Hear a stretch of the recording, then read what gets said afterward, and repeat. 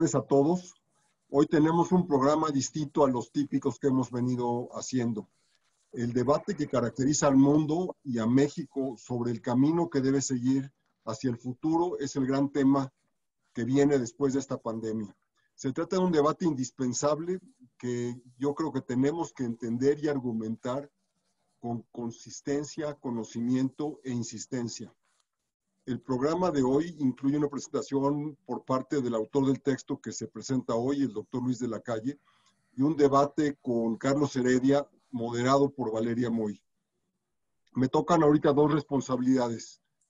Primero que nada, presentar a nuestra moderadora, quien luego presentará a los panelistas. Valeria Moy es directora de México ¿Cómo Vamos? Es economista del ITAM y de la London School of Economics. Tiene una distinguida carrera en el área de regulación bancaria, en el sector privado y en la academia, donde es profesora, además de opinadora y muy activa partícipe en los medios sociales, en las redes y demás. Gracias, Valeria, por aceptar. Me toca también presentar el tema en mi calidad de autor del prólogo del texto de Luis. Lo hago de manera breve porque lo sustantivo es el texto que hoy presentamos. Comienzo. México tiene un enorme déficit de resultados. Es un tema que insistente en el texto. Como muchas veces en los últimos, yo creo que 20, 25, 30 años, ha insistido Carlos Heredia, los autores de las reformas y quienes las hemos promovido o criticado, hemos pretendido que las reformas estaban avanzando en términos de mejorar el desarrollo del país, la calidad de vida de los ciudadanos.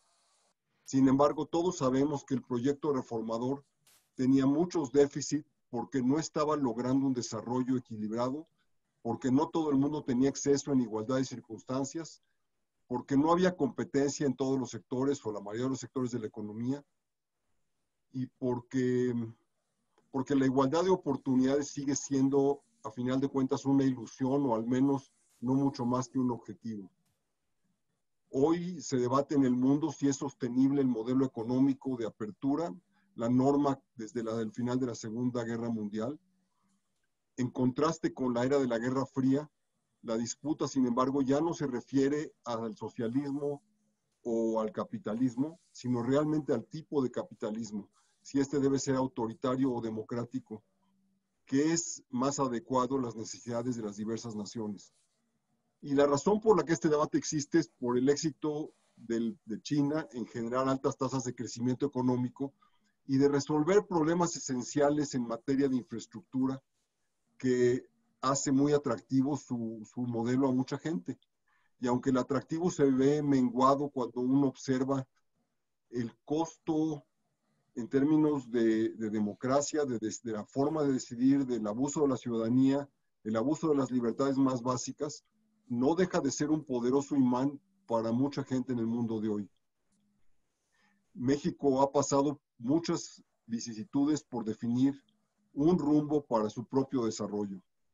La elección del presidente López Obrador hace 2 años evidenció las tensiones y conflictos, tanto los ocultos como los abiertos, que se habían venido acumulando y que ahora son materia de discusión cotidiana en el ámbito público, pero que en el fondo se remiten al asunto que ha estado en el corazón del debate nacional desde hace 50 años. ¿Cómo lograr el desarrollo integral del país para convertir una nación desarrollada, exitosa, civilizada? El texto que hoy presentamos de Luis de la Calle explica persuasivamente la naturaleza de los dilemas que el país enfrenta. También las contradicciones que se manifiestan en el debate y sobre todo respecto a temas álgidos como el crecimiento, la corrupción y en general el mercado. Su conclusión, sin pretender adelantarme, es una que los políticos y economistas en México han estado eludiendo por mucho tiempo, por demasiado tiempo. Y es muy simple. Los problemas económicos del país en realidad son políticos y tienen más que ver con la falta de democracia que con las supuestas fallas del modelo económico. La disputa, pues, está en el aire, está al aire libre y está al rojo vivo. Se trata de un debate trascendental porque lo que resulte va a determinar el éxito o fracaso de México como país, circunstancia que la crisis del coronavirus magnifica por la recesión acompañada. Cierro entonces con esto mi parte y Valeria, te paso el micrófono agradeciéndote que hayas tenido la amabilidad de tomar esta responsabilidad. Al contrario, Luis, yo agradezco mucho tu invitación, agradezco mucho a Comex y a Verónica que me hayan contemplado para moderar este panel, que más que moderar yo quisiera pues tener una plática con Luis, con los dos Luises y con Carlos, porque cuando leí este documento que está embargado, bueno, ya lo deben de estar soltando por este momento, me pareció súper interesante y de una lectura muy fluida, de una lectura muy ágil, es de esos documentos que, pues esos papers que da gusto leer, porque sigues leyéndolo y no te cuesta nada, y lo recomiendo evidentemente ampliamente a cualquiera que nos esté escuchando. Luis de la Calle, sigue tu presentación, pero te presento yo antes. Luis de la Calle es economista, todos lo sabemos, fue subsecretario de Negociaciones Comerciales y posteriormente ministro para Asuntos Comerciales de la Embajada de México en Washington. Actualmente es director general y, bueno, es socio fundador de la Calle Madrazo Mancera, una consultoría especializada en economía, procesos reglamentarios y asuntos relacionados con el comercio internacional. Luis, yo tengo muchísimas dudas del artículo, pero esas las dejaré para después, así que te cedo la palabra para que nos presentes tu paper. Bueno, yo también tengo muchas dudas, mi querida Valeria. Muchas gracias por la presentación. No me sorprende que sorprenda a Valeria que haya encontrado el texto fluido, porque como yo soy un tecnócrata, bueno, yo me he descrito durante muchos años a mí mismo como tecnoburócrata. Que un tecnoburócrata escriba un texto fluido como que es una especie de contradicción. Entonces, no me sorprende, Valeria, que lo hayas encontrado fluido. Hace unos meses, antes de que supiéramos que existía la pandemia, que ya existía, creo que en el mes de febrero, Luis Rubio se apareció un día en mi oficina y me dijo: queremos tener en Comexi un debate, un gran debate, sobre el modelo económico en el mundo, y que Comexi empiece a hacer una contribución al entendimiento de ese debate.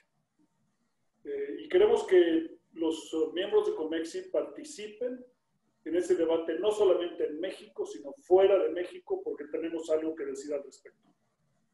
Y entonces me dijo una frase que sí me sorprendió: tú eres quizá la mejor persona para empezar a escribir sobre esto. Y me dio la tarea, me impuso Luis la tarea de empezar a pensar cómo describir en términos fluidos, sencillos, la naturaleza del debate económico. Y a lo mejor a lo que ahora a Luis le sorprende es que cuando yo le entregué en la primera versión del texto que tienen ustedes ahora a su disposición, no fuera un texto estrictamente económico con ecuaciones y gráficas, un chorro de números, sino un texto más bien que es una reflexión sobre el modelo económico y su intersección con la democracia, que hubiera más bien podido haber escrito un politólogo, o sea, no un tecnoburócrata, sino un politólogo. Y bueno, lo que yo trato de argumentar en este texto es que en el fondo el éxito de una economía depende de la capacidad que tengan sus integrantes en participar. Ha habido un gran debate en el mundo sobre si se requiere la igualdad. La izquierda durante muchos años ha insistido en que se requiere igualdad de resultados. A ese paradigma de la izquierda, si ustedes quieren llamarlo así, la derecha le respondió durante muchos años diciéndole: no, lo que se requiere son igualdad de oportunidades. Y ambos son muy importantes, ¿no? La igualdad de los resultados y la igualdad de las oportunidades. Drew McCloskey, en los últimos años, cuando escribió su gran trilogía sobre el papel de la burguesía y tratar de entender los fundamentos del crecimiento, dijo: a ver, esas dos formas de igualdad son importantes, pero no son la central. La central es tener igualdad en el respeto a los demás. Porque una vez que tú tienes igualdad en el respeto a los demás, eso es lo que te va a permitir que te tomen en serio la sociedad y por lo tanto que pueda florecer el intercambio. Y el intercambio es la fuente más importante del crecimiento. Entonces, como decía Luis hace rato, la crisis del coronavirus es una crisis muy profunda porque es una crisis que implica detener el intercambio. O sea, hoy en día estamos confinados, tenemos la enorme virtud de que con esta pandemia, a diferencia de otras, pues hay Zoom, y hay Meet, y hay Microsoft Teams y muchas otras opciones para que tengamos un intercambio por lo menos de ideas. Pero obviamente el intercambio de una cantidad de bienes y servicios muy grande no es hoy en día posible. Y esa pérdida de intercambio, la ruptura del intercambio, es lo que detiene a las sociedades y a las economías. Entonces, si digamos, esa es la conclusión, estoy empezando por el final, si la conclusión es que el éxito económico depende de la capacidad de participación y la capacidad de participación depende de que a cada persona se le tenga igualdad en el respeto. Y de ahí surge el progreso, porque el progreso surge precisamente de esa capacidad de intercambiar y a través del intercambio de generar el avance tecnológico, y el avance tecnológico es lo que impulsa al final del día el crecimiento. Entonces, la falta de éxito económico en muchos casos está relacionada precisamente con la incapacidad de participar, y la incapacidad de participar está relacionada con la ausencia de la democracia. La democracia entendida no únicamente en el sentido de poder ir a votar, o de votar y ser votado, sino la democracia en el sentido de poder participar. Entonces, lo que hago yo en este documento es empezar haciendo una reflexión sobre el impacto de la crisis de 2008-2009. La crisis de 2008-2009 fue una crisis de una enorme magnitud, de una muy importante profundidad y con consecuencias muy duraderas y en algunos casos muy graves. No solamente en términos de los niveles de bienestar, sino en el impacto político, social, que todavía estamos hoy en día sufriendo. Y la crisis fue especialmente impactante porque su epicentro fue Estados Unidos. O sea, el país que había sido el gran ganador de la Guerra Fría que había escondido algunas de las debilidades intrínsecas de los países de Occidente, se discutían menos porque toda la discusión era en términos de la lucha por la Guerra Fría. Y entonces el cuestionamiento al modelo de Estados Unidos, de la democracia liberal capitalista que el presidente de la República ha tratado de resumir incompleta e incorrectamente con la etiqueta de neoliberalismo. La crisis de 2009 ponía, digamos, en riesgo el modelo neoliberal en el sentido de que si la mejor economía del mundo había tropezado, pues eso tenía implicaciones importantes. Y este tropiezo de la economía de Estados Unidos además coincidía con dos fenómenos estructurales de una enorme importancia cultural. Uno de ellos es el envejecimiento de la población, sobre todo blanca, o sea, el inicio del retiro de los baby boomers. Y en segundo lugar, los incrementos muy importantes de la inmigración hacia Estados Unidos, Europa y otros países. Y entonces, la conclusión que derivaron grupos muy importantes de Estados Unidos de esta crisis fue una, que había un profundo dolor económico.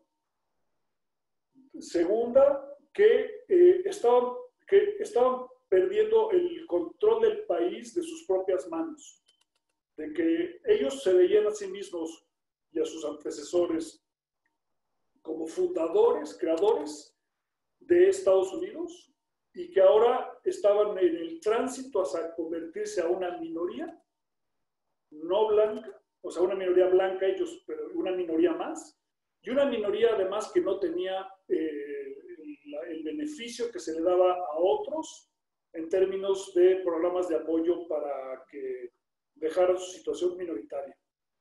Y ese efecto cultural de sentirse en minoría y de la inmigración, de sentirse extranjeros en sus propias ciudades, sobre todo pequeñas en el campo, lejos de las ciudades cosmopolitas, los llevó a fomentar un movimiento que primero se llamó el Tea Party y luego tuvo otros nombres y fue creciendo, y que terminó en Donald Trump.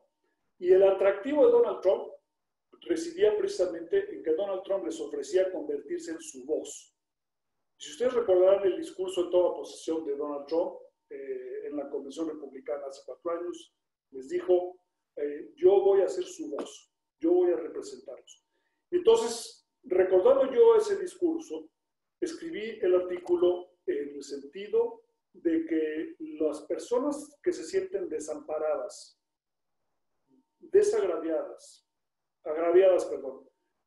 desamparadas, sin oportunidad de participación, lo que buscan es utilizar su voz y no pueden hacerlo, y al no tener voz no tienen voto, y entonces buscan a alguien que los pueda representar. Y entonces el surgimiento del populismo es el resultado de la percepción del enmudecimiento de grupos sociales muy importantes.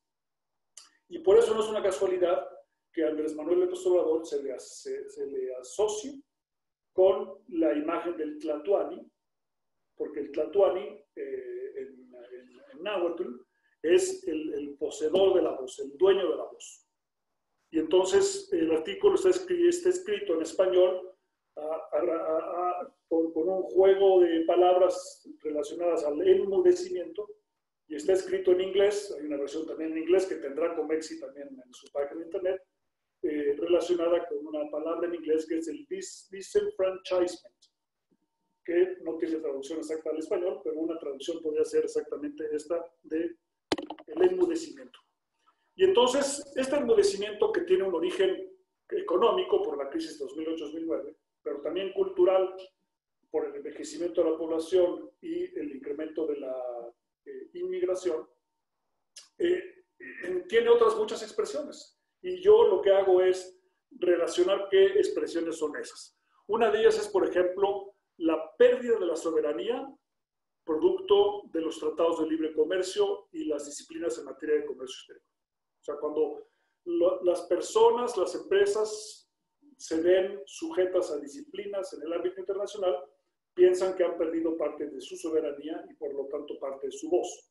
En lugar de ver al comercio exterior como una oportunidad para ensanchar su visión, para tener más intercambio, para tener más voz en más lugares, para ser escuchados en otras lenguas. Por ejemplo, también pongo el ejemplo de la Unión Europea y cómo la Unión Europea, que al principio se concebía como un esquema en el que Cataluña y Escocia podían tener mucho más cancha, al final se convirtió en un arreglo en el que se perdió lo que se llama el principio de subsidiariedad, a través del cual las actividades deben ser hechas por la autoridad de menor nivel que pueda resolver el problema y no delegarlas hacia arriba. Entonces, digamos, el hecho de que Bruselas no haya respetado el derecho de subsidiariedad explica Brexit, explica el rechazo que hay hacia Europa y el déficit democrático europeo. Después también discuto un poco el déficit democrático en el sentido que la gente piensa que no tiene forma de influir las regulaciones porque hay grupos de interés que tienen controlado el proceso reglamentario. Hablo también del impacto que tiene la presencia de otras culturas, otras lenguas por la migración y cómo eso le parece quitarle a la gente su voz. Una discusión muy breve sobre medio ambiente y economía y cómo los ecologistas y los economistas no pueden hablarse porque el ecologista quiere corregir el pasado y al economista le enseñan que lo único que importa es el futuro. La proliferación de instituciones a las que se les han dado derechos humanos Hoy en día tenemos litigios, por ejemplo, de empresas, de ONGs, de partidos políticos que argumentan que sus derechos humanos han sido violados. Pero si no son humanos, ¿cómo se pueden violar sus derechos humanos? O sea, el derecho humano no del individuo, sino de estas corporaciones. Y eso también se interpreta con justa razón como un problema. Las barreras de entrada y la falta de competencia, como una manera también de impedir que la gente participe y hable. El exceso, la meritocracia excesiva y otras, ¿no? Entonces, digamos, hay un menú. Y después paso a discutir que en el fondo, como decía Luis Rubio, aunque los problemas económicos son evidentes y son causantes de la desigualdad y de las diferencias entre grupos sociales y países y sectores, en el fondo, mucho de lo que se escuchan quejas es en la incapacidad de participar. Porque la incapacidad de participar también influye en el resultado económico. Y entonces, que el déficit en el fondo es un déficit de democracia. Y esto es lo más importante por una razón clara, porque Amartya Sen argumenta en un libro que en inglés se llama Development as Freedom, y en español debiera ser traducido el desarrollo es libertad, y no como algunas personas lo han traducido el desarrollo como libertad, ¿no? Sino, es muy interesante ver la traducción de ese título, si alguien lo busca ahorita en Google, en francés, porque los franceses no se atrevieron a traducirlo, el desarrollo es libertad. Lo que argumenta Sen en ese libro es que la democracia es un ingrediente indispensable del progreso y del bienestar de las personas. De hecho, la libertad que está fundada en la democracia es el desarrollo, al final del día. Y esto es importante no solamente porque las personas tenemos derechos de democracia y de libertad, sino porque está en el corazón del debate con respecto al modelo de capitalista estatal representado por China y el modelo capitalista basado en la democracia liberal representado por las democracias de Occidente. Y entonces, si uno cree firmemente que la democracia es un instrumento importante para la participación y que a mayor democracia y mayor libertad habrá al final del día mayor crecimiento económico, entonces eso pinta un poco de una manera distinta el modelo económico y el futuro de la discusión entre qué tipo de sociedad queremos. Y la crisis del COVID-19, que va a ser más profunda, más larga, más complicada y además es secuela de la 2008-2009, va a tener implicaciones todavía más importantes en el ámbito político, cultural, social, que la que ya tuvo 2008-2009 y va a tener implicaciones muy importantes sobre cómo nos organizamos. Por ejemplo, ¿vamos a tener más multilateralismo o menos? O sea, si uno estuviera en el escritorio de Carlos Heredia, diría más multilateralismo. Necesitamos más OMS y OMC para lidiar con la pandemia y lidiar con el incremento en el proteccionismo. Bueno, la reacción de los políticos va a ser exactamente lo contrario. Necesitamos vernos el ombligo para no infectarnos en la parte sanitaria y para tener la producción interna para no depender de los extranjeros cuando tengamos una pandemia. Entonces, ahí hay una discusión sumamente importante que también se aborda.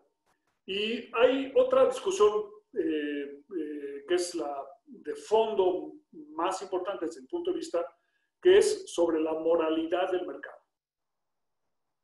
La economía del mercado tiene un componente de moralidad o tiene una característica intrínseca de inmoralidad. Si uno lee lo que ha escrito el presidente López Obrador en su economía moral o en sus epístolas de fin de semana, ahora que viaja va a escribir menos, creo. No queda claro qué es mejor, que viaje o que escriba epístolas. Desde el punto de vista del legado a largo plazo es mejor que escriba epístolas. Desde el punto de vista político para la elección 2021 probablemente para él es mejor que viaje. Pero bueno, la pregunta aquí es una pregunta muy importante, porque en México tenemos esta sensación, muchos mexicanos, de que las utilidades son ilegítimas. Y la ilegitimidad de las utilidades está relacionada con dos aspectos que son muy arraigados en México y que el presidente expresa de una manera muy clara en sus comunicados. El primero de ellos es que la propiedad no es un derecho humano, sino un derecho que nos es graciosamente concedido por el Estado a través del artículo 27 de la Constitución. Es el soberano, por eso se defiende la soberanía, que otorga los derechos de propiedad graciosamente para que se cree la propiedad privada. Y si la propiedad es entonces delegada, a lo mejor no es legítima porque se la delegaron a uno y no a otro. Y si no es legítima, entonces las utilidades tampoco lo son. Y si las utilidades no son legítimas, pues entonces la economía de mercado que busca esas utilidades es ilegítima. La segunda razón que expresa el presidente es que dice que el éxito en la economía es puramente azaroso, que depende del azar, de la suerte o de la corrupción. Pero entonces, si la propiedad es ilegítima y el éxito es el resultado del azar o de la corrupción, entonces la economía de mercado no tiene sustento, porque la economía de mercado tiene esta reputación, y con esta idea voy a terminar, de que está basada en el egoísmo del consumidor que trata de maximizar su felicidad y en el egoísmo del productor que trata de maximizar sus utilidades pecuniarias. El problema de esta forma de ver las cosas, que está basada en la economía neoclásica, cuyo padre fue Alfred Marshall, y que tiene una construcción intelectual muy brillante y que se enseña en las facultades de economía, y se enseña mayoritariamente en las facultades de economía por una razón muy clara. Está basada en el concepto de la marginalidad, y la marginalidad permite la aplicación del cálculo diferencial e integral. Y está basada en que las empresas maximizan utilidades y los individuos felicidad y por lo tanto en el egoísmo. El problema de este enfoque tiene la enorme ventaja que permite el herramental matemático para hacer un chorro de ejercicios, modelos súper elegantes para el entendimiento del mundo, que vale mucho la pena explotar y explorar y entender porque te dan un marco de referencia. Pero tiene la desventaja de que no pone el énfasis en la razón real por la que las economías mejoran y crecen. La razón real por la que las economías mejoran y crecen es el intercambio. Es a través del intercambio que yo voy a aprender la tecnología de mi vecino, del estado circunvecino o de otro país o de otro planeta incluso. Y entonces el hombre por lo que se distingue es por su capacidad de intercambiar. Y el intercambio es resultado no del egoísmo, sino de la confianza. Porque tú vas a intercambiar solamente con alguien que estés tú convencido que te va a entregar a cambio algo que es de similar valor, aunque esta persona esté a miles de kilómetros. Y entonces el crecimiento económico, el crecimiento de las grandes culturas en la historia, incluidas las culturas originarias de México, es producto del comercio y es producto del intercambio basado en reglas aceptadas por todos y por lo tanto en la igualdad del respeto a los demás. Entonces, esta es, digamos, brevemente la argumentación que utiliza este documento y es una invitación no para descubrir la verdad, sino para sentar las bases para tener una discusión informada a este respecto. Y bueno, me honra mucho a mí que Comexi me haya invitado a escribir este documento cuyo título es Del déficit económico y de igualdad al democrático. Muchas gracias por su atención, encantado de escuchar los comentarios de Carlos y las preguntas que tengan ustedes. Muchas gracias, Luis. Bueno, pues ahora siguen los comentarios de Carlos Heredia. Me permito presentarte, Carlos. Carlos, tú eres economista por el ITAM, estudiaste una maestría en McGill, en Canadá, y el doctorado en la UNAM, en la Universidad Autónoma de México. Actualmente, Carlos es investigador del CIDE, del Centro de Investigación y Docencia Económicas, en donde ya había fungido como director de la División de Estudios Internacionales. Sus líneas de investigación son relaciones México-China, relaciones México-Estados Unidos, migración, integración de América del Norte. A partir de 2008, Carlos Heredia es miembro del Consejo Consultivo del Instituto de México del Woodrow Wilson International Center for Scholars y es integrante de la Asociación Civil Iniciativa Ciudadana para la Promoción de la Cultura del Diálogo y de la Fundación para la Democracia Alternativa y Debate. Eres columnista dominical en Milenio y frecuente comentarista en todos lados, Carlos. Entonces, sin más preámbulo, adelante con tus comentarios. Sí, muchas gracias, Valeria, y muchas gracias a Comexi, a los Luises, a Verónica, a todo el equipo por invitarme a dar mis puntos de vista. A ver, quiero empezar por señalar dos grandes aciertos del documento que estamos discutiendo. El primero es, efectivamente, poner el foco en este eje entre el déficit económico y de igualdad al déficit democrático, la falta de democracia que Luis Rubio expresa muy atinadamente como el hecho de que los problemas económicos en realidad son políticos. Concuerdo plenamente y por ahí va a ir la mayor parte de mi comentario. Y el segundo, en colocarnos, que es lo que hace Luis de la Calle, ante varios dilemas, ante varias cosas que tenemos que escoger como país respecto de el futuro. Y quizá empezaría por decir que el Estado, hay muchos tratados de teoría del Estado y de definición del Estado y de qué entendemos por el Estado y su papel. Pero generalmente hay un consenso de que el Estado tiene como principal obligación proveer la seguridad de los ciudadanos y ofrecer un contexto donde los ciudadanos puedan generar riqueza, ingreso, en un clima de libertad. Al menos eso dice la democracia liberal.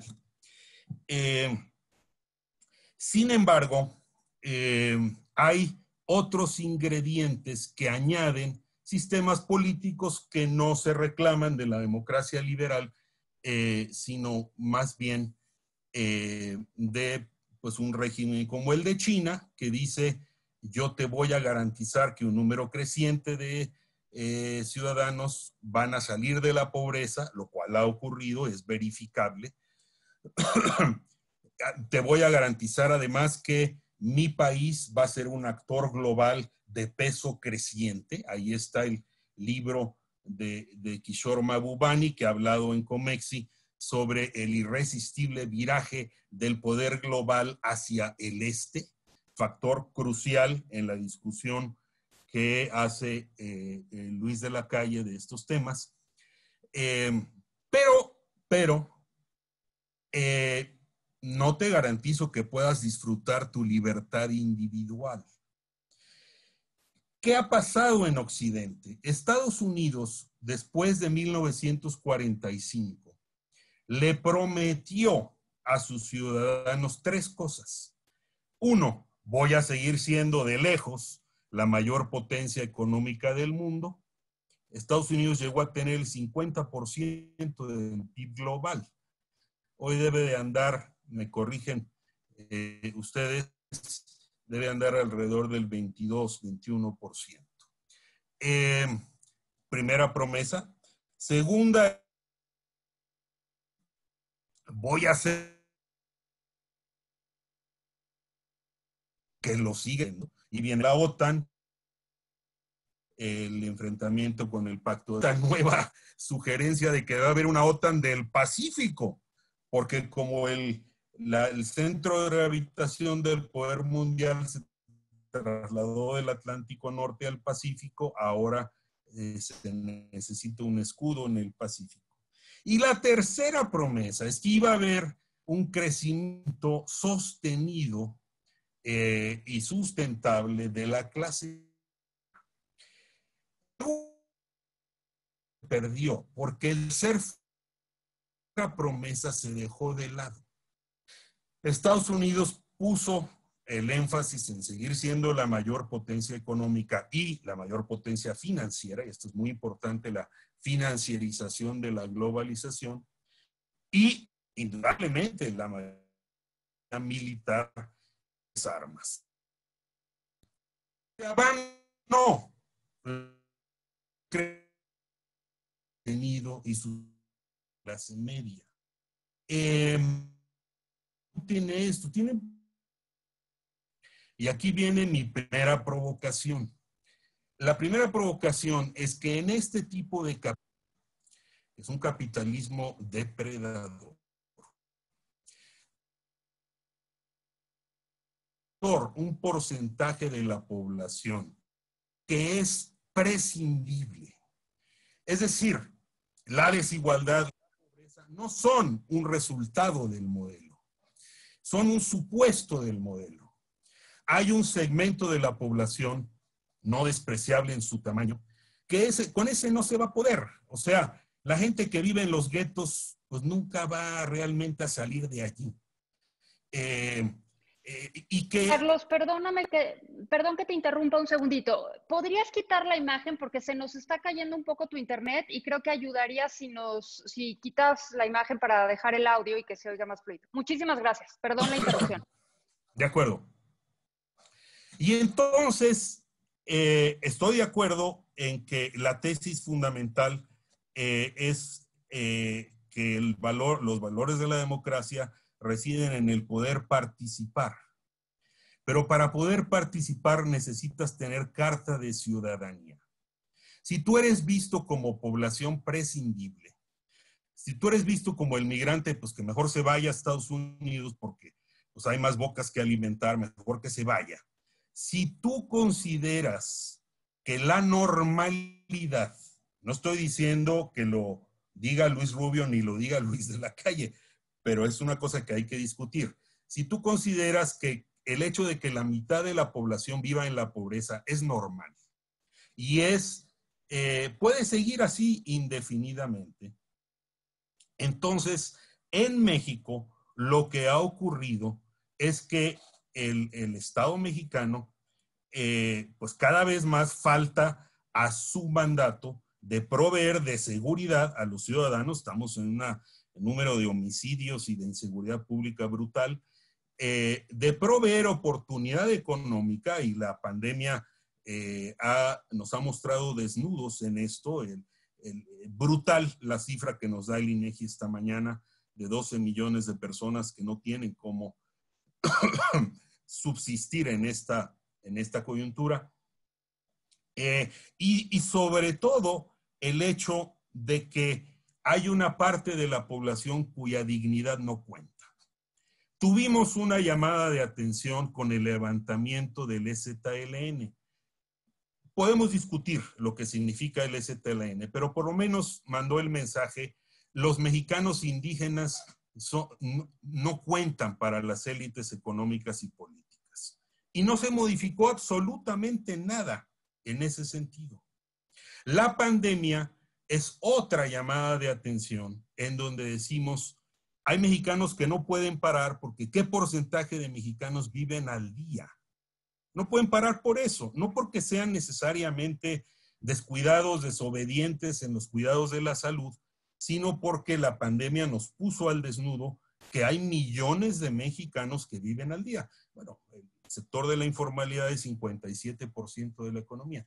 Pero entonces ya termino mi primera provocación y digo, es que en el modelo hay un sector de la población que es prescindible. Ahora viene la segunda. Yo creo que la verdadera pregunta dentro de quién puede participar es quién tiene carta de ciudadanía. Porque la disputa política en México se ha dado fundamentalmente entre las élites, entre la élite económica, la élite política, antes la élite militar, pero ahora creciente más también la élite militar. Entonces, para poder participar, y esto desde la democracia ateniense ha sido así, necesitas tener carta de ciudadanía. ¿Quién puede realmente participar en México en el debate democrático, en la construcción de opciones, si 57% de la población prácticamente tiene que vivir al día y entonces sus opciones es ¿qué busco para comer hoy? ¿Cómo le hago para comer hoy? Y un tercer comentario. Me parece que hay un aspecto de la democracia que no hemos considerado. Mencioné que el Estado tiene la obligación de proveer seguridad, crear un ambiente económico para generar inversión, riqueza, empleo, ingreso, y hacer esto en un clima de libertad. Pero hay una cuarta dimensión, que es la dignidad de las personas. Es inasible, es difícil de medir. Pero a lo que estamos asistiendo hoy a nivel global es que frente al planteamiento de que hay población que es prescindible, esa población que es vista como prescindible también está dispuesta a escuchar a aquel que le dice, tú a mí sí me importas, yo tengo mi compromiso contigo, yo voy a trabajar para ti. En otro momento tendríamos que discutir si las estrategias y las políticas públicas que ese dirigente político postula efectivamente van a llevar a un mejoramiento de las condiciones de aquella población que es la destinataria fundamental de su mensaje. Pero esa dimensión de la política es importantísima y con mucha frecuencia la olvidamos. Entonces, en la política realmente existente, la población que se ha visto como prescindible y que ha sido despreciada por las élites es más propicia a perdonar errores de aquel que está en la conducción del Estado que de perdonar el olvido y el desprecio en que siente que lo han relegado las élites económica y política mexicanas.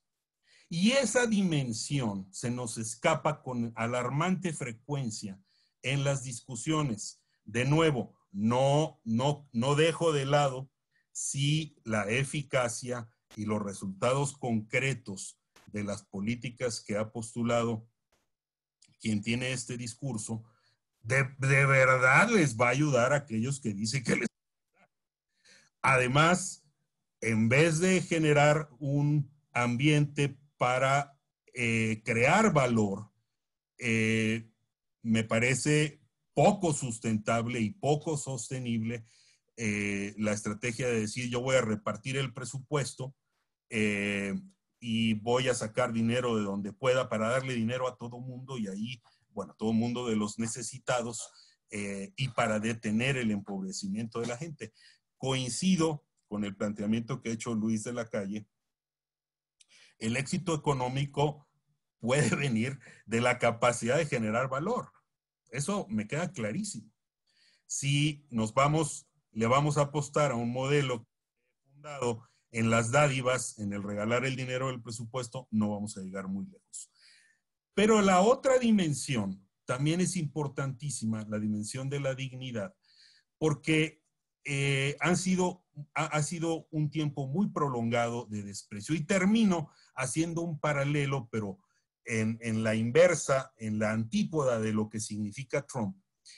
Porque la pandemia reveló en Estados Unidos que el impacto, yo supongo que era bastante obvio, era de esperarse, el impacto ha sido más brutal en la población afroamericana y en la población latina.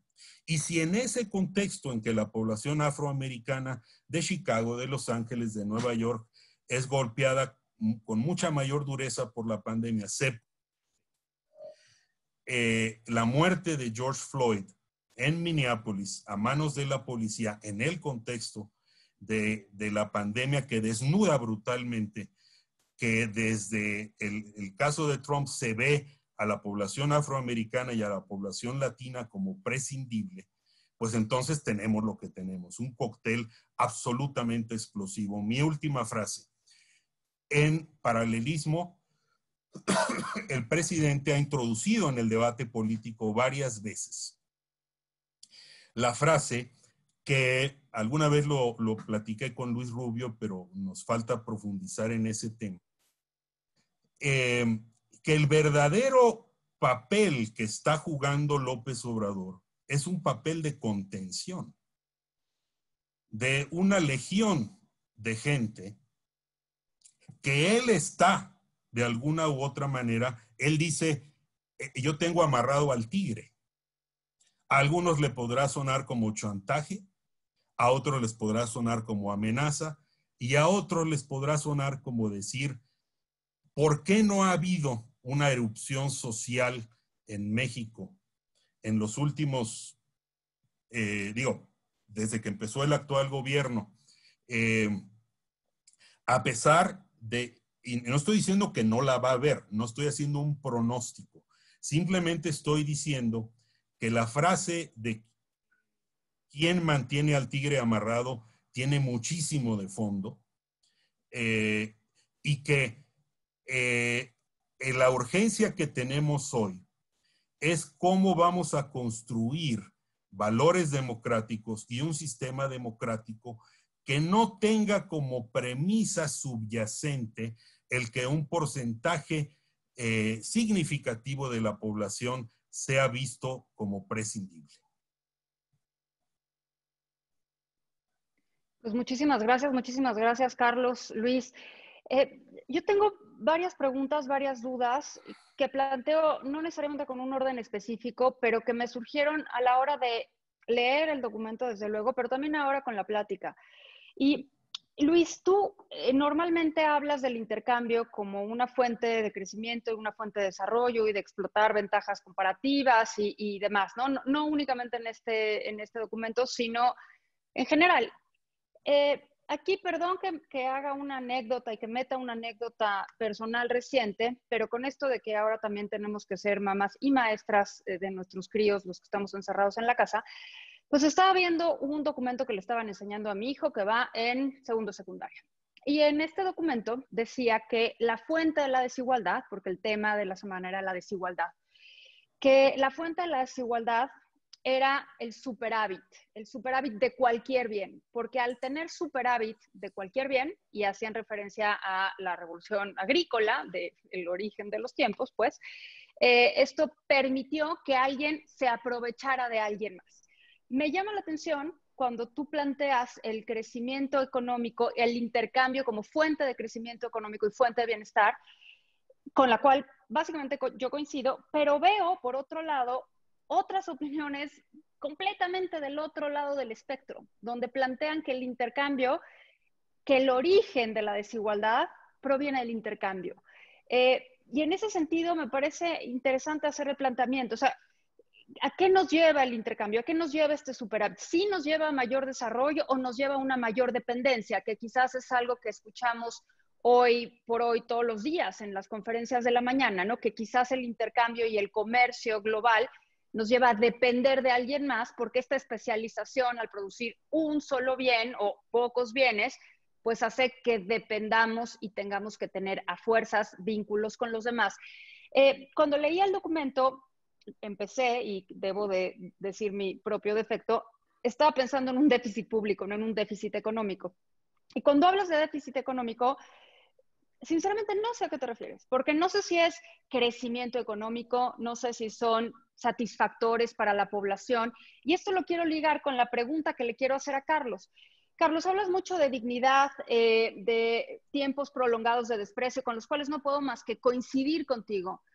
pero mi pregunta va relacionada con el crecimiento económico, con este déficit económico y la dignidad.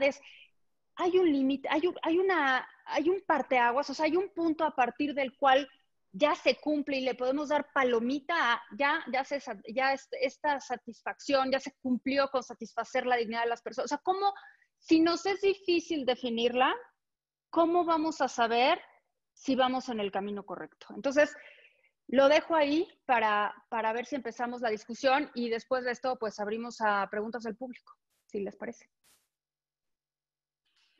Bueno, el título de déficit económico se refiere, eso es en general, no se refiere ni al déficit comercial ni al déficit de finanzas públicas, sino al faltante económico, ¿no? Además, dice el título, déficit económico y de desigualdad.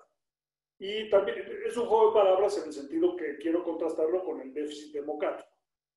Y decir que el déficit democrático es una parte importante del déficit económico y de las quejas muy valiosas y muy ciertas que tienen muchos grupos que se sienten agraviados o prescindibles o excluidos o sin dignidad, como decía Carlos.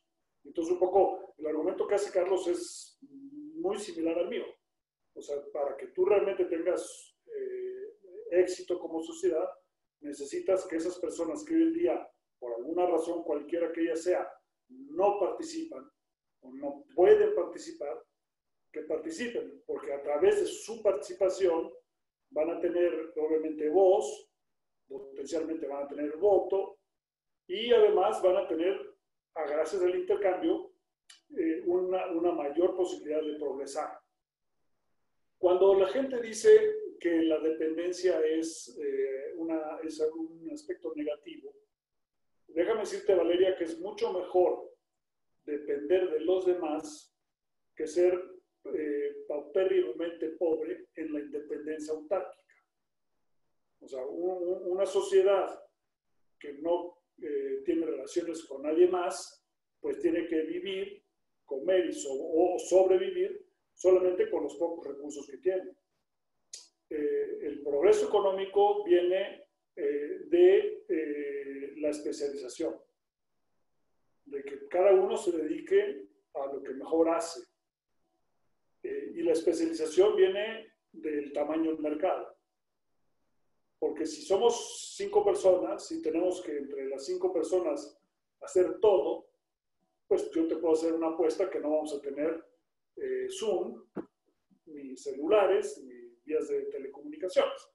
Y vamos a tener, uno va a ser carpintero, el otro va a ser zapatero, y el otro va a ser agricultor, y van a intercambiar entre ellos. Y eso es mucho mejor que si una persona fuera al mismo tiempo zapatero, agricultor y carpintero.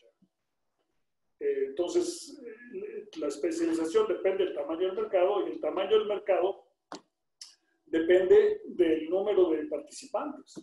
Entonces, entre más participantes tengas, entre más dependencia tengas, mejor. Entonces, lo que tú quieres es que las sociedades, en el fondo, puedan escoger por ellas mismas si prefieren un mundo de dependencia en el sentido de apelar a la responsabilidad de los demás, o prefieren quedarse en una relativa autarquía. Es un poco pretencioso de algunas personas que dicen, dejemos a los pobres como están porque son muy felices. Mejor decir, oye, ¿por qué no creamos entre todos, incluido por supuesto el gobierno, un ambiente de libertad, como decía Carlos, donde la gente pueda elegir si quiere participar en ese mundo de codependencia o prefiere quedarse en un mundo de una relativa autarquía. La falta de entendimiento sobre el déficit superávit está muy relacionada con el abuso de los políticos sobre la importancia de las exportaciones. En el comercio exterior, voy a decir una cosa que va a sorprender a la abrumadora mayoría de los miembros de Comercio, incluido yo mismo. En una operación de comercio exterior, el beneficio de la operación es la importación y el costo de la operación es la exportación. Entonces, en México, para poder comprar un chorro de cosas, exportamos un chorro de coches. Antes exportábamos un chorro de petróleo. El costo para México es el petróleo o los coches que ya no son nuestros, y el beneficio es los distintos insumos o aparatos o alimentos o cualquier cosa, o servicios o películas que importamos. Entonces, esta idea de que el superávit implica una extracción o el déficit pierdes y el superávit ganas, en economía es totalmente errónea. Porque lo que importa es el tamaño del mercado y tu capacidad de intercambiar con el mayor número de personas. Y para eso se requiere de la dignidad y de que, como decía Carlos, tengas carta de ciudadanía para que no quedes excluido. Carlos, agradeceré tu respuesta, tus comentarios. Sí, voy a intentar con imagen a ver si se escucha bien. Sí, si no te aviso. Órale, gracias Valeria.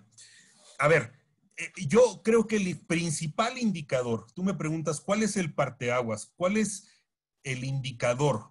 ¿Cómo podemos decir que vamos en el camino correcto? Bueno, el que se me ocurre en este momento es la movilidad económica y social.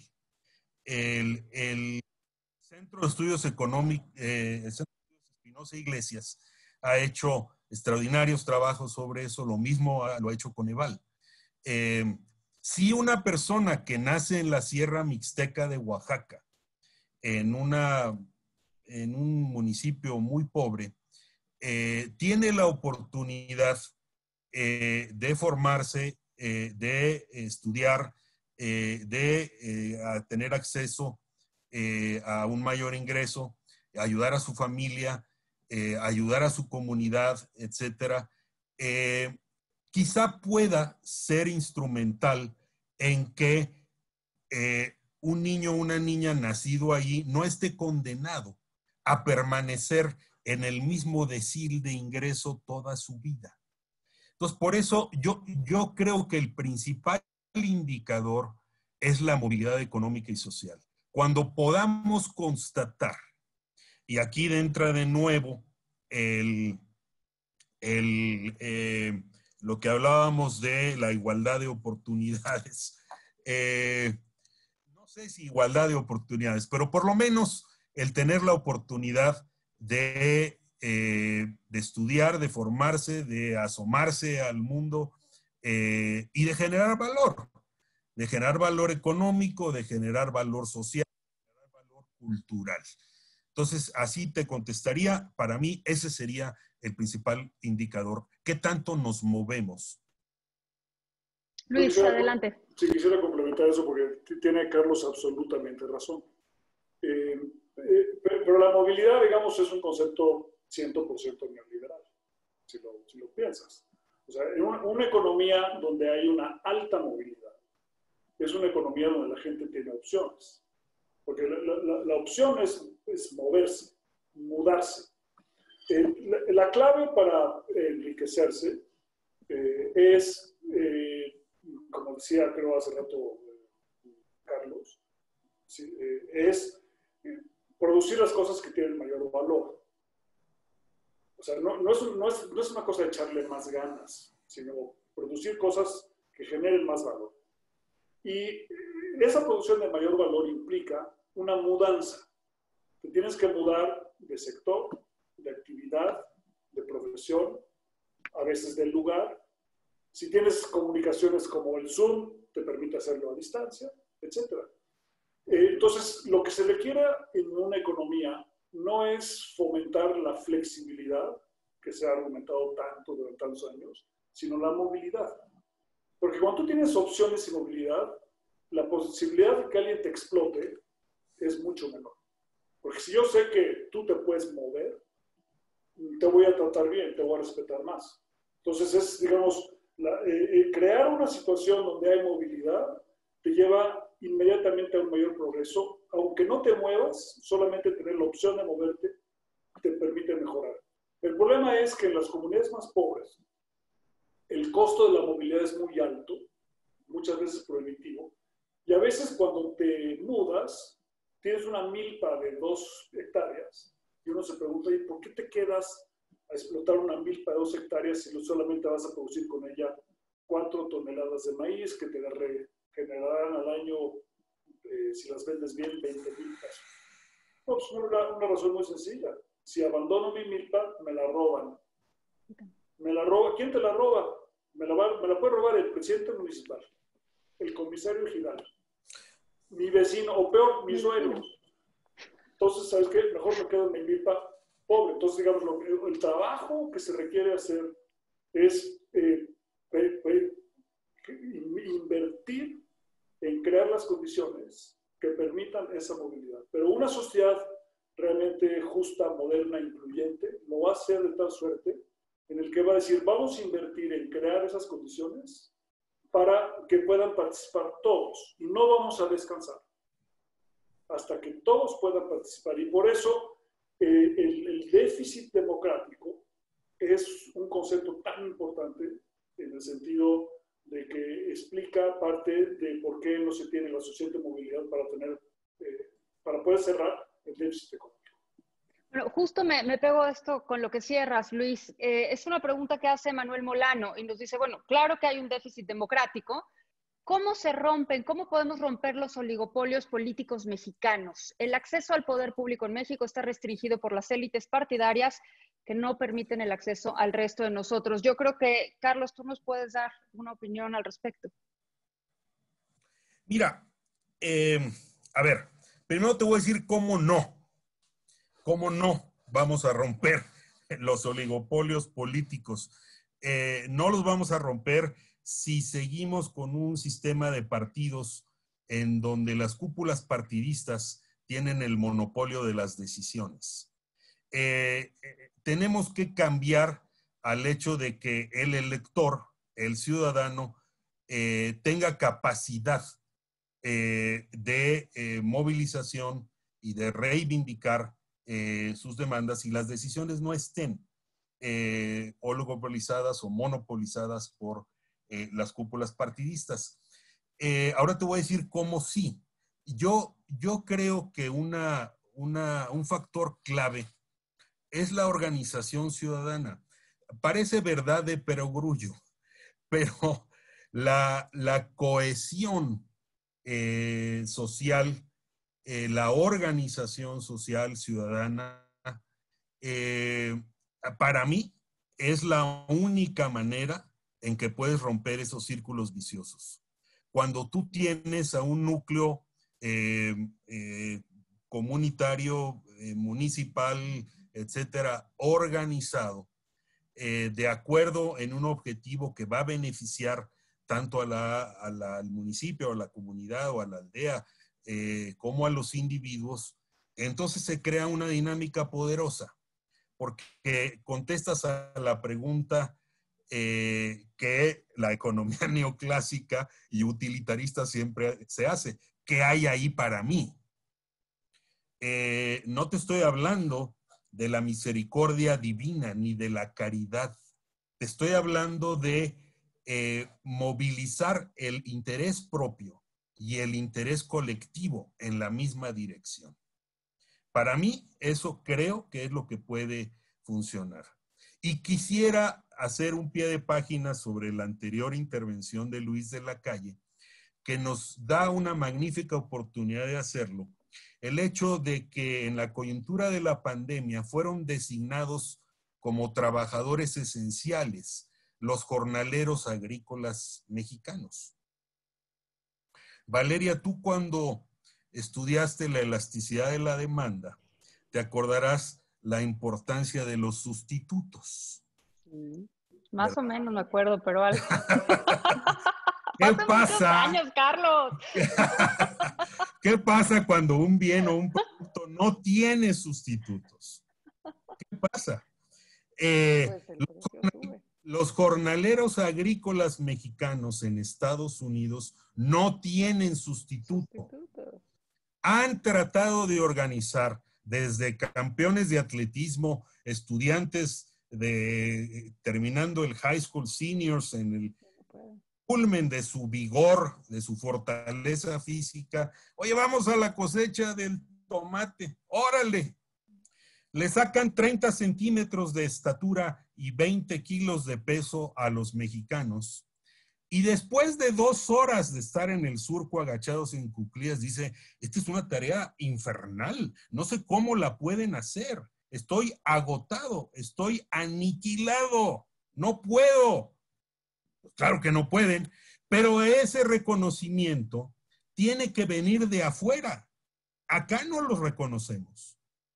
Y ese reconocimiento de afuera dice, no los deporten, no se les vaya a ocurrir deportarlos, porque sus empleadores, los farmers, nos van a decir, oye, ¿quién me va a levantar mi cosecha? No puedo traer trabajadores de Pakistán o de China, no puedo traer trabajadores estadounidenses, porque nunca van a aceptar hacer eso, no lo pueden hacer, pero además no lo aceptarían al salario que reciben los mexicanos que no tienen sustitutos. Pero bueno, ahí, Carlos, y no es que yo quiera meterme en la discusión porque no es mi función, pero también entra el papel de la dignidad que tú decías, ¿no? Y por supuesto. Las líneas ahí son bien delicadas.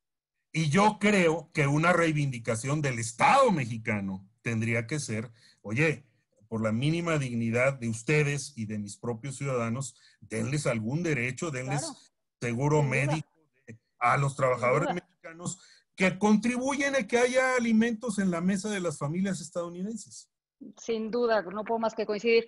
Luis, tú mencionabas al principio de tu intervención el discurso de Donald Trump en la convención republicana y mencionabas cuando dijo él, soy la voz, yo voy a ser su voz. Nos pregunta Lorenzo Verón, ¿qué tipo de voz necesita México para maximizar su crecimiento y su desarrollo? Partiendo de las grandes desigualdades de hoy y de las nuevas restricciones del TEMEC. Bueno, en México necesitamos la voz del ciudadano. O sea, esta idea de que se requieren líderes me parece muy inadecuada. O sea, no se requieren tlatoanis ni líderes, tampoco en Estados Unidos, por cierto, sino ciudadanos. ¿Cómo sabremos cuando habremos llegado a un estadio superior de desarrollo? Cuando seamos más ciudadanos y aspiremos a ser menos líderes. Y eso implica la participación y la responsabilidad de todos. Tampoco debemos quedarnos cruzados de brazos para ver qué sucede con los, como decía Manuel Molano, los oligopolios políticos, ¿no? Obviamente hay que cambiar las reglas y las instituciones, como dice Miguel Jaquín en su pregunta de Douglas North, sino nosotros actuar para convertirnos en agentes del cambio. Y en la medida que más gente actúe, mejor. Y por eso es tan importante lo que pasa en el ámbito local. La democracia, en el fondo, está relacionada a las decisiones sobre las cosas pequeñas, sobre si se pone un tope en la esquina de tu casa, o si se manipula el semáforo en una encrucijada no lejos de donde tú vives, o si se recoge bien la basura, etc. Y para que esas decisiones realmente fructifiquen, se requiere la participación de la sociedad y también se requiere la participación de la sociedad en la recolección, en la recaudación de impuestos.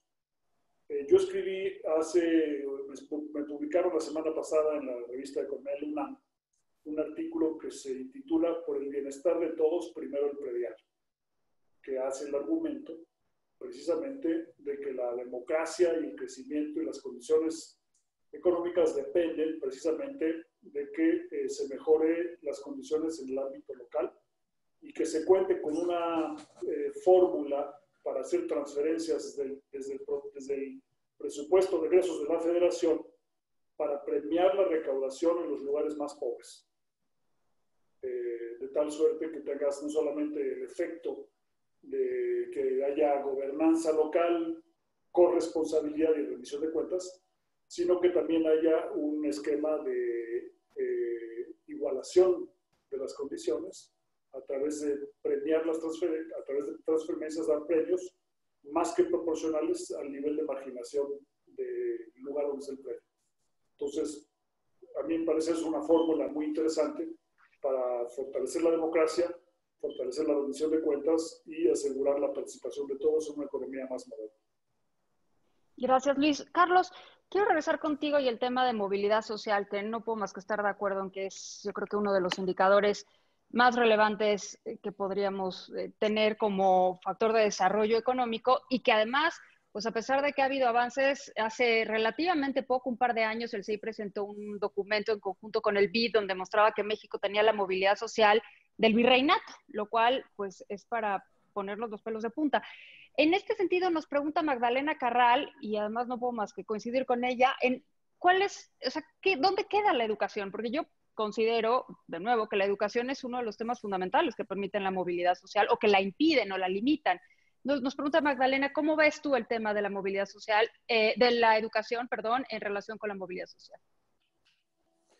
Bueno, aquí, agradezco a Magdalena Carral la pregunta. Cuando escuchen mi respuesta casi me van a acusar de haberle pedido a Magdalena que la sembrara. Una pregunta sembrada, Carlos. ¡Qué barbaridad! Eso no se hace en los webinars de Comexi. Porque, saludos, Magdalena. No, es que mira, en el debate que hemos tenido en estas semanas sobre la reducción del presupuesto del CIDE, hemos asistido justo al corazón de lo que plantea Magdalena. Contrariamente a lo que podría pensarse, por ahí anda Ricardo Smith, que planteó una pregunta y me puede convalidar o no. Contrariamente a lo que pudiera pensarse, el CIDE, que es visto como una institución quizá de élite, tiene pocos estudiantes, etcétera, la mayor parte de los alumnos del CIDE, cuando llegan al CIDE, necesitan apoyo económico. Incluso les doy cifras. 20% de las familias del CIDE tienen un ingreso mensual de 10,000 pesos. El otro 20% que sigue menor de 20,000 pesos. O sea, y uno por uno, los testimonios que escuchamos son, a mí me abrió el mundo, me ayudó una educación de ese tipo, de esa calidad, me ayudó, me cambió mi vida, cambió la vida de mi familia. Entonces, bueno, quizá no pueda yo generalizar la educación, pero sí, Magdalena señala que cuando la educación pública se entrega a un grupo de interés, como puede ser la CENTE, se le da en la torre, pues yo digo, quisiera postularlo en sentido positivo. Cuando la educación está orientada a el pensamiento crítico, está orientada a generar conocimiento, está orientada a un compromiso social también. El resultado es virtuoso, el resultado es muy positivo. Entonces, digamos, no solo estoy totalmente de acuerdo con Magdalena, sino que pongo el énfasis en el hecho de que la educación pública de calidad, es posible. Yo trabajo mucho con Centroamérica. En Centroamérica hay una red de escuelas que se llama Fe y Alegría. Son todas esas escuelas en Guatemala, Honduras y El Salvador, están en comunidades indígenas o en barrios populares, absolutamente todas. Esas escuelas, sus egresados, les ganan en los concursos de matemáticas a los egresados de las mejores escuelas privadas. Es una maravilla. Entonces yo no me puedo dar por vencido en decir necesitamos educación pública de calidad y de acceso universal. Sé que hay muchísimos obstáculos para lograrlo, pero se puede. y funciona. Gracias, Carlos. Bueno, voy a hacer la pregunta que nos hace, bueno, que les hace a los tres panelistas, así que Luis Rubio, desactiva tu mute, que les hace Ricardo Smith. Lo que pregunta Ricardo es que México a partir de los 80 pues comenzó a moverse más hacia un espectro democrático, más hacia la democracia como la entendemos todos. Dice que la narrativa actual, supongo que se refiere al gobierno actual, es que ese movimiento hacia una mayor democracia no incidió en un mayor bienestar, sino que aumentó la desigualdad y que el nuevo sistema ha tenido menor capacidad de distribuir los beneficios entre grupos. La pregunta entonces es, ¿importa más bien el tipo de cambio político y la forma en la que un país transita hacia la democracia? Yo creo que es una gran pregunta y supongo que los tres querrán responder. ¿Quién empieza? Luis Rubio, que no ha hablado. Yo creo que esa es la principal pregunta del desarrollo del país, porque lo que realmente implica detrás es que se ha llevado a cabo una serie de reformas muy importantes en materia fundamentalmente económica, también en democracia, evidentemente, la creación del Instituto antes Federal Electoral, etcétera. Pero en buena medida las reformas económicas se hicieron para no llevar a cabo reformas políticas profundas que cambiaran la naturaleza del sistema.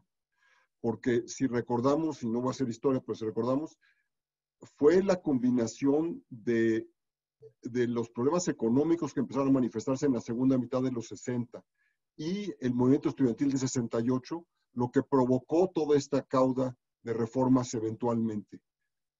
Y hasta que no se resuelva el problema del poder, y el poder no nada más en el sentido estricto del gobierno, sino también de la distribución del poder en la economía y todo lo que plantea Luis en su texto de participación ciudadana en las decisiones económicas, y Carlos en el sentido más amplio político-social, cómo va la gente a tener acceso. Sin esto, pues tenemos una democracia que se limita estrictamente al primer paso, que es el de cómo elegimos a las personas, pero no cómo resolvemos los problemas de acceso, de participación, de toma de decisiones y de oportunidad de ser un empresario que compita en un sector, de la oportunidad de educarse en la mejor institución, así sea elitista del país. Esas cosas están tremendamente limitadas en México.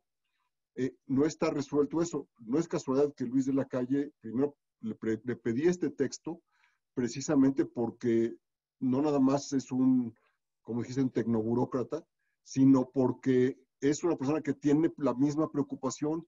¿Por qué demonios no hemos logrado resolver los problemas más fundamentales que tiene el país? Y que, aunque los resolvería quizá de manera distinta que Carlos, no son problemas que no pudieran ponerse de acuerdo en que deben ser discutidos y encontrar la solución más idónea para que pueda resolverse. Luis, me gustaría tu comentario porque luego quiero meter otra pregunta para Carlos y ya cerrar. No, sí, totalmente de acuerdo. De hecho, ese es el propósito del texto, ¿no?, que estamos discutiendo. ¿Cómo lo hacemos para que haya más democracia y a través de una mayor democracia, mayor participación y a través de la mayor participación, mayor progreso económico en el fondo? O algunos quizás decidan que no quieren progresar económico, pero que lo decidan, no que sea una cosa, digamos, el destino los señaló como tal, ¿no? Por lo tanto, pero hay que trabajar en muchos ámbitos para que esa democracia pueda florecer. La democracia depende fundamentalmente de que le tengamos confianza a las personas y que de la confianza de que van a tomar en promedio las mejores decisiones, cada uno de ellos, y que además van a asumir la responsabilidad de hacerlo. Y esa en México, esa confianza no se tiene. Las élites casi nunca la han tenido. Recuerdo una vez que íbamos en la calle con un tecnócrata muy conocido mexicano y vio una manifestación de maestros y dice, si esos son los maestros, imagínate el futuro de la educación. Pero lo decía como una forma de desprecio. Y esa falta de igualdad en el respeto es profundamente excluyente y negativa. Ahora, yo le diría a Ricardo nada más que la democracia y la apertura de los económica en los últimos años ha sido muy positiva para el país.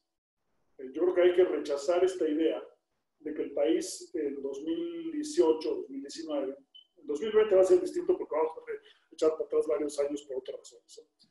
Estábamos peor que antes.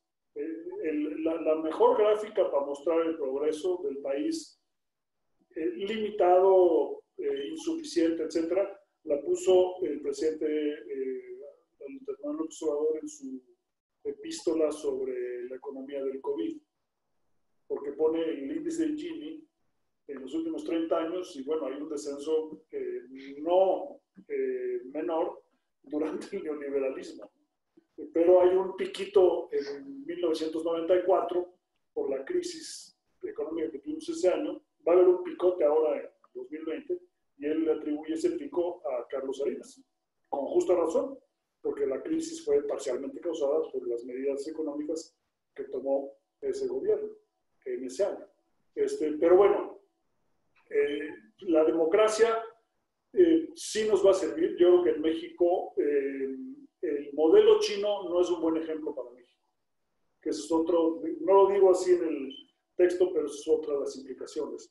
O sea, yo creo que voltear a China para tratar de imitar los esfuerzos de China por sacar tanta gente de la pobreza en México serían contraproducentes. En México tuvimos autoritarismo muchos años y logramos en la Ciudad de México el anillo de circunvalación, que el 99% de la gente que está escuchándonos no sabe qué es, el circuito interior, que hay un chance de que le des la vuelta, o sea, que sea un circuito, y el anillo periférico, que es una colección de curvas. Y todos ellos se construyeron en épocas autoritarias. Los chinos en Pekín tienen 6 periféricos, que son círculos concéntricos. El gran reto para México es cómo hacer periféricos bien diseñados en un régimen democrático. Y el periférico nos salió chueco, no porque fuéramos respetuosos de los derechos de la mayoría, sino porque construimos el periférico solamente respetando los derechos de algunas minorías muy específicas. Gracias, Luis. Carlos, me gustarían tus comentarios, pero además quiero meter una pregunta que nos hace Florencio Salazar y me parece bien pertinente. Dice, ¿cómo obtener dignidad en una sociedad clientelar que habita una región pobre y violenta? Y contigo cerramos, Carlos.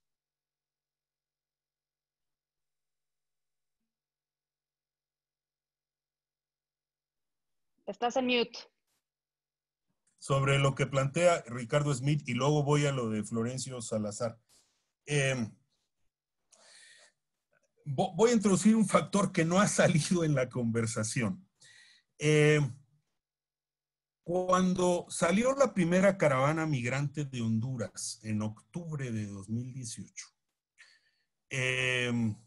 tuve una conversación con uno de los grandes empresarios de México, que me dijo, oye, explícame qué está pasando, qué significa esto, a dónde va, qué... y le dije, está bien, y luego yo te voy a hacer una pregunta a ti, le dije. Entonces ya, hablamos de la caravana que salió de San Pedro Sula el 12 de octubre. Y luego yo le dije, oye, a ver, ahora tú dime, ¿en qué cambiaste tú después de que ganó las elecciones AMLO? Me dijo, ¿yo por qué? ¿Yo por qué tendría que cambiar? Bueno, porque cambió el contexto político radicalmente. Y me dice, bueno, a ver, dame un ejemplo como en qué tendría que cambiar. Le digo, a ver, ¿cuántas mujeres hay en tu consejo de administración? ¿Cuántas mujeres hay en tu dirección general? Que no sean de la familia. Me dice, ¿y eso qué tiene que ver con lo que estamos hablando? Todo, todo. Porque la construcción democrática en México tiene ese enorme déficit de exclusión o de relegamiento o de marginación de la participación de la mujer en muchos ámbitos. Entonces, introduzco pieza ya cuando está casi terminando el webinar, pero no podemos hablar de democratización de México, sino un cambio radical del papel y las condiciones de la mujer, por cierto, a lo largo de todas las clases sociales y a lo largo de todo el país, norte, sur, etc. Y ahora voy a la de Florencia, perdón, de Florencio Salazar. Florencio, muchas gracias por la pregunta. A ver, ¿cómo tener dignidad en un contexto en donde lo que predomina es la dádiva y el andar repartiendo dinero? A ver, es que yo creo que hay que entender qué significa la palabra dignidad. Significa el respeto, que los dos Luises han subrayado mucho el uso de la palabra respeto. Significa el considerar a la persona como un ser humano que es capaz de valerse por sí mismo, que es capaz de generar valor, que es capaz de generar valor económico, valor social, valor político, y apostarle al crecimiento de la persona, no apostarle a la dependencia de la persona, no apostarle a eternizar el clientelismo y el patrimonialismo que hemos tenido en México con todos los partidos, el que me digan. Entonces creo que viene por allí. Si seguimos fomentando esquemas de dependencia económica y política, pues no vamos a llegar muy lejos. Entiendo, y esto nos remite a otra discusión que ya no vamos a dar hoy, respecto del ingreso básico universal, respecto de la red universal, etcétera. No hay tiempo de dar esa discusión hoy, pero termino con donde empezamos. Cómo esa persona puede crecer, como individuo puede crecer en su comunidad, puede crecer en el ámbito de la sociedad mexicana. Muchísimas gracias, Luis de la Calle, Carlos. La verdad es que para mí ha sido una gozada estarlos escuchando, leer el paper, me encantó. Comexi, gracias por invitarme a moderar este panel. Bueno, a más que moderar, a ser parte de esta conversación. Gracias, Vero, te cedo la palabra. Muchísimas gracias, Valeria, a ti, a Carlos y sobre todo a Luis de la Calle por esta inmejorable manera de inaugurar la presentación de Perspectivas Comexi, que es una serie de reflexiones sobre los temas de la agenda global que tendrán impacto justamente no solo en la política pública, sino en la vida y el futuro de México, y de ahí la necesidad de contribuir de manera informada al debate de estos temas. Gracias a nombre de Luis Rubio y de Comexi y de su junta directiva. A partir de este momento de que inició este evento, está disponible en la página web de Comexi el documento en la versión inglés y español del documento de Luis de la Calle, y en esa misma página podrán encontrar en breve el video de este evento, así como los videos de los otros quarantine webinars, como los hemos denominado, que llevamos en esta época justamente de confinamiento forzado. También los invito a que vean los próximos eventos que tendremos preparados para ustedes. Yo con esto me despido, les agradezco a todos los participantes y sobre todo por la gran respuesta que tuvimos y que tenemos hasta este momento. Muestra del interés en el trabajo de ustedes y en lo que estamos haciendo en Comexi. Gracias y hasta la próxima.